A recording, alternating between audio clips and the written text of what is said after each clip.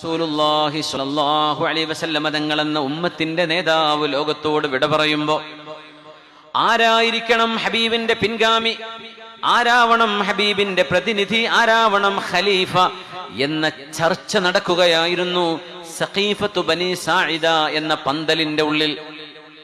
Medina പള്ളിയുടെ ബാബു മലിക് ഫഹദിലേക്ക് നമ്മൾ face ചെയ്ത് നിന്നാൽ ഖിബലയുടെ ഭാഗത്തേക്ക്, പള്ളിയുടെ മുറ്റത്ത് നിന്ന് ഖിബലയുടെ ഭാഗത്തേക്ക് മുഖം തിരിച്ചു നിന്നാൽ വലതു ഭാഗത്ത്, പള്ളിയുടെ ഏറ്റവും പിറകിലെ വലതു ഭാഗത്ത് അങ്ങേയറ്റത്ത് പള്ളിയുടെ കോമ്പൗണ്ട് കഴിഞ്ഞാൽ ഒരു പൂന്തോട്ടമുണ്ട്, ഒരു ചെറിയ ഒരു ചെടികളും മരങ്ങളുമുള്ള ഒരു ഇടമുണ്ട്. അവിടെയാണ് ഈ ഖിലാഫത്തിന്റെ ചർച്ച നടന്നത്. അവിടെ ഒരു ചെറിയൊരു പാർക്കാണ്.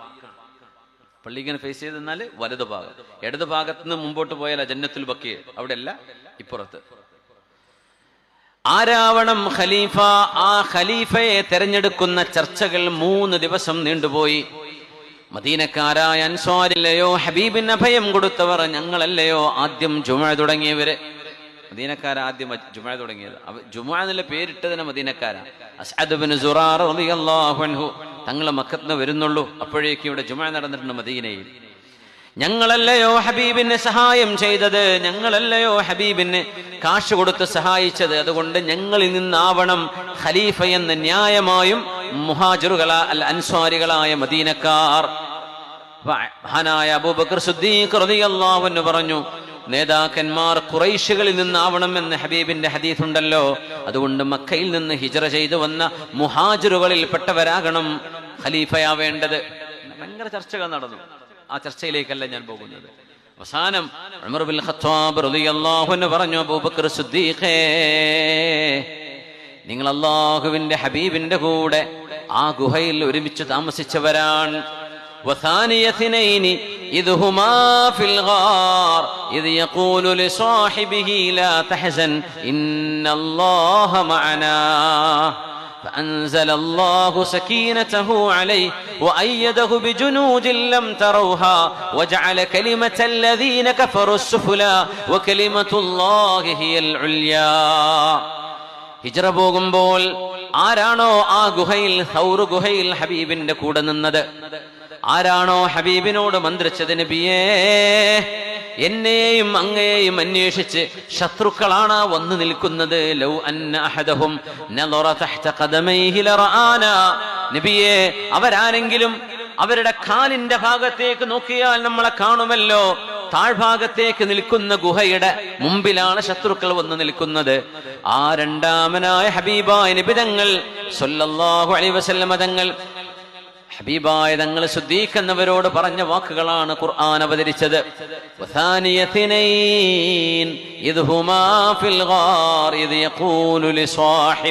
തന്റെ കൂട്ടുകാരൻ സ്വാഹിബ് എന്ന് സിദ്ദീഖ് എന്നവരെ കുറിച്ച് ഖുർആൻ ഉപയോഗിച്ചു.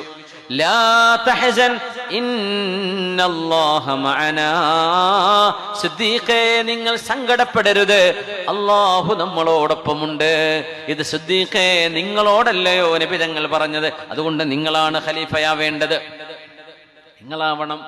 അതുമാത്രമോ, പനി പിടിച്ച് എഴുന്നേൽക്കാൻ കഴിയാതെ ഹബീബായ നബി തങ്ങൾ വിഷമിച്ചു നിൽക്കുമ്പോ, പനി കണ്ടാ ചെറിയ അസുഖാണ് അല്ലേ, എത്ര വലിയ പോക്കിരിയാണെങ്കിലും പനി പിടിച്ചാൽ പച്ച പാവായി മാറും.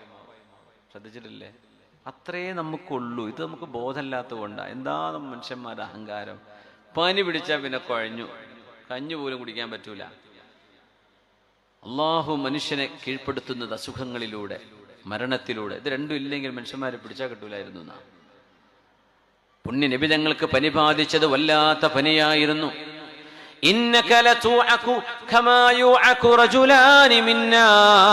നബിയെ, ഞങ്ങളിൽ 2 പേർക്ക് പനിക്കുന്ന പോലെ പനിയുടെ ചൂടുണ്ടല്ലോ നബിയെ നിങ്ങൾക്ക് എന്ന് അബ്ദുല്ലാഹി ഇബ്നു മസ്ഊദ് റളിയല്ലാഹു അൻഹു ഹബീബിന്റെ നെറ്റിയിൽ കൈവച്ചുകൊണ്ട് ചോദിച്ചു. തങ്ങൾ പറഞ്ഞു, ശരിയാണ് ഇബ്നു മസ്ഊദേ, നിങ്ങളിൽ 2 ആൾക്ക് പനിക്കുന്ന പനി എനിക്ക് ഒരാൾക്കുണ്ട്. അത്ര ക്ഷീണം തങ്ങൾക്ക് എഴുന്നേൽക്കാൻ പറ്റിയില്ല. 7 കുടം വെള്ളം തലയിൽ ഒഴിച്ചിട്ട് തങ്ങൾക്ക് എഴുന്നേൽക്കാൻ പറ്റിയില്ല എന്നാ, വീണ്ടും തളർന്നു വീണു. അപ്പൊ എന്തായിരിക്കും പനിന്റെ സ്ട്രോങ്, അതിന്റെ സ്ട്രെങ്ത് എത്രയായിരിക്കും? മുറൂ അബാ ബക്രിൻ ഫൽയുസല്ലി ബിന്നാസ്, മുറൂ അബാ ബക്രിൻ ഫൽയുസല്ലി ബിന്നാസ്. അബൂബക്കർ സിദ്ദീഖ് എന്നവരോട് ഇമാം നിൽക്കാൻ പറയണേ. അപ്പൊ ആയിഷ ബീവി, പൊന്നാര നബിയേ, എന്റെ വാപ്പ അബൂബക്കർ സിദ്ദീഖ് എന്നവര് ലയ്യനുൻ, വളരെ സോഫ്റ്റ് ഹാർട്ടഡ് ആണ്, ചെറിയ ഹൃദയമാണ്, ലോലമായ ഹൃദയമാണ് നബിയെ. അങ്ങ് നിൽക്കുന്ന മെഹ്റാബൽ എന്റെ നിങ്ങൾക്കല്ലയോ, അതുകൊണ്ട് നിങ്ങളാണ് ഈ ഉമ്മത്തിന്റെ നേതാവ്, നിങ്ങൾ നിൽക്കണമെന്ന് നോമിനേഷൻ ഉമർ റളിയല്ലാഹു അൻഹു. അപ്പൊ ഉമർ തങ്ങളോട് സിദ്ദീഖ് എന്നവർ പറഞ്ഞൊരു വാക്കുണ്ട് കേട്ടോ. നമ്മൾ ശരിക്കും ഇലക്ഷനൊക്കെ വരുമ്പോഴേ, പഞ്ചായത്ത് ഇലക്ഷൻ ആണെങ്കിലും വാർഡിലാണെങ്കിലും വില്ലേജിലാണെങ്കിലും ഈ സ്ഥാനം കിട്ടുക എന്ന് പറഞ്ഞാൽ അതൊരു ലഹരിയാണ്, കള്ളുടിക്കണ പോലെ. അത് കിട്ടാതിരുന്നാൽ ഭയങ്കര പ്രശ്നമായിരിക്കും. ഒരിക്കൽ പ്രസിഡന്റ് അയാൾ പിന്നെ വൈസ് പ്രസിഡന്റ് ആകുന്ന പോലും സഹിക്കാൻ പറ്റൂല, പിന്നെ അഡ്ജസ്റ്റ് ചെയ്യുക, എന്താ ചെയ്യുക, വിട്ടുകൊടുക്കൂല. അതുകൊണ്ട് ഖുർആൻ മനുഷ്യന്റെ അധികാരത്തെക്കുറിച്ച് പറഞ്ഞപ്പോ തൻസിഉൽ മുൽക മിമ്മൻ തശാ, അല്ലാഹുവേ തുഅതിൽ മുൽക മിമ്മൻ തശാ, നീ ഉദ്ദേശിക്കുന്നവർക്ക് നീ അധികാരം കൊടുക്കുന്നുണ്ട്. പിന്നെ പറഞ്ഞ എന്താണെന്നറിയോ, നീ ഉദ്ദേശിക്കുന്നവരിൽ നിന്ന് നീ അത് പിടിച്ചു വാങ്ങുന്നുണ്ട്. ആരും വിട്ടുകൊടുക്കൂല, പിന്നെ പിടിച്ചു വാങ്ങല.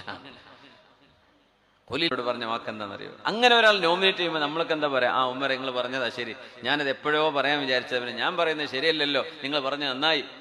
സിദ്ദീഖ് നിങ്ങൾ പറഞ്ഞ എന്താണെന്നറിയോ, ഉമറേ, ഇസ്ലാം സ്വീകരിച്ചിട്ട് നിങ്ങളെ ഞാൻ കാണാൻ തുടങ്ങി ഈ കാലത്തിനിടക്ക് ഇപ്പൊ നിങ്ങൾ ഈ പറഞ്ഞ അബദ്ധം പോലത്തൊരബദ്ധം നിങ്ങൾ ജീവിതത്തിൽ പറഞ്ഞിട്ടില്ല. യാ ഉമർ, മാ റഅയ്തു മിൻക ലഹ്ഫതൻ മുൻദു അസ്ലംത ഗൈറ മഖാമി ഹാദാ, ഈ ഒരു സ്ഥലത്ത് വെച്ച്, ഈ സ്ഥാനത്ത് വെച്ച് നിങ്ങൾ ഈ പറഞ്ഞതാണ് നിങ്ങളുടെ ജീവിതത്തിൽ നിങ്ങൾ ചെയ്ത ഏറ്റവും വലിയ അബദ്ധം. സിദ്ദീഖ് എന്ന ഞാൻ ഇമാം നിൽക്കണമെന്നോ ഞാൻ ഖലീഫയാകണമെന്നോ ഇതാണോ ഉമറേ നിങ്ങൾ പറയേണ്ടത്? നിങ്ങളല്ലേ ഇതിന് അർഹതപ്പെട്ടത്? സിദ്ദീഖ് റളിയല്ലാഹു അൻഹു, മാഷാ അല്ലാഹ്, അമ്പിയാക്കന്മാർ കഴിഞ്ഞാൽ പിന്നെ സ്വർഗത്തിലേക്ക് കാലെടുത്ത് വെക്കുന്ന മഹാൻ ആരാണ്? അബൂബക്കർ സിദ്ദീഖ് റളിയല്ലാഹു അൻഹു ആണ്. ഉമർ തങ്ങൾ പറഞ്ഞു, സിദ്ദീഖേ, അതൊന്നും നിങ്ങൾ പറഞ്ഞിട്ട് കാര്യമില്ല, നിങ്ങൾ തന്നെയാണ്. അപ്പൊ പിന്നെ അൻസ്വാരികളും മുഹാജിറുകളും ഒന്നാകെ ബൈഅത്ത് ചെയ്തു. അങ്ങനെയാണ് മൂന്നാമത്തെ ദിവസം മഹാനായ സിദ്ദീഖ് റളിയല്ലാഹു അൻഹുവിനെ ഖലീഫയായി തെരഞ്ഞെടുക്കുന്നത്. സുഹാബിമാർ ഓരോരുത്തർക്കും അറിയാം, ഒരു മയ്യത്ത് മറവ് ചെയ്യാൻ താമസിപ്പിച്ചുകൂടാ എന്നറിയുന്ന സുഹാബികളിൽ ഒരാൾ പോലും മറുത്തൊരു വാക്ക് പറഞ്ഞില്ല. ഹബീബിന്റെ പരിശുദ്ധമായ ശരീരം മറവ് ചെയ്യാതെ 3 ദിവസം അവിടെ വെച്ചിട്ടുണ്ട്. ഹബീബായ തങ്ങളുടെ ശരീരത്തിൽ നിന്ന് സുഗന്ധം അടിച്ചു വീശുകയായിരുന്നു. 3 ദിവസവും സുഗന്ധം ഇങ്ങനെ വരികയായിരുന്നു. 3 ദിവസം അമ്പിയാക്കന്മാർ, ഇന്നല്ലാഹ ഹറമ അലൽ അർളി അൻ തഅകുല അജ്സാദൽ അംബിയാ, പ്രവാചകന്മാരുടെ ശരീരം തിന്നരുത് എന്ന് ഭൂമിയോട് അള്ളാഹുവിന്റെ ആജ്ഞയുണ്ട്. ഒരു നബിയുടെ ശരീരവും മണ്ണ് തിന്നുകയില്ല. അതുകൊണ്ട് 1400 വർഷങ്ങൾക്ക് മുമ്പ് ഹബീബായ തങ്ങളെ എങ്ങനെയാണോ റൗളയിൽ ആ ഹുജറയിൽ കൊണ്ടുപോയി മറവ് ചെയ്തത്, അതുപോലെ ഹബീബ് അവിടെ കിടക്കുന്നുണ്ട് എന്നാണ് ഉമ്മത്തികളുടെ വിശ്വാസം. മുസ്ലിം ഉമ്മത്തിന്റെ അഖീദ അതാണ്. ഒരു കേടുപാടും സംഭവിക്കാം. കദാലിക്കൽ അംബിയാ, പ്രവാചകന്മാർ അങ്ങനെ തന്നെയാണ്. മറവ് ചെയ്താൽ ഭൂമി അവിടെ ഒരിക്കലും അവിടെ ശരീരം തിന്നുകയില്ല. അങ്ങനെ ഉണ്ടാവും. ഹബീബായ നബി തങ്ങൾ ലോകത്തോട് യാത്ര പറഞ്ഞിരിക്കെ മുസ്ലിം ഉമ്മത്തിന് ഒരു നേതൃത്വമില്ലാതെ പോകരുത്. ഉമ്മത്തിന് നേതൃത്വം നൽകാൻ ഒരു നേതാവില്ലാത്തൊരു ഗ്യാപ്പ് വരാൻ പാടില്ല എന്ന ആ ഒരു വാക്യൂം ഒരിക്കലും ഉമ്മത്തിൽ ഉണ്ടാവരുത് എന്ന സ്വഹാബത്തിന്റെ ഐക്യകണ്ഠേനയുള്ള തീരുമാനമാണ് ഹബീബിന്റെ ജനാസയെ മറവ് ചെയ്യാൻ വൈകിപ്പിച്ചത്. അതിനർത്ഥം എന്താണ്? ഈ ഉമ്മത്തിൽ നേതൃത്വത്തിന് വലിയൊരു സ്ഥാനമുണ്ട്. എത്യോപ്യക്കാരനായ കറുത്ത വർഗക്കാരനായ ഒരാളാണ് നിങ്ങളുടെ നേതാവ് എന്നിരിക്കെ കാണാൻ ഭംഗിയൊന്നുമില്ല, ആയിക്കോട്ടെ, കുഴപ്പമില്ല. കുറുകിയ കഴുത്തുള്ള മനുഷ്യൻ, മുന്തിരി നിൽക്കുന്ന പോലെ തള്ളി നിൽക്കുന്ന കണ്ണാണ്, കറുത്ത വർഗക്കാരനാണ്, ദമീം, കാണാൻ ഭംഗിയില്ലാത്ത ആളാണ് എന്ന് വന്നാൽ പോലും നിങ്ങളുടെ നേതാവിനെ നിങ്ങൾ അനുസരിക്കണേ, അവരുടെ വാക്കുകളെ ശ്രദ്ധിക്കണേ. അതിന് നിങ്ങൾ ട്രോളുകയോ പരിഹസിക്കുകയോ ചെയ്യരുതേ എന്ന് മഹാനായ അഷ്റഫുൽ ഖൽഖിന്റെ നിർദ്ദേശമുണ്ട്.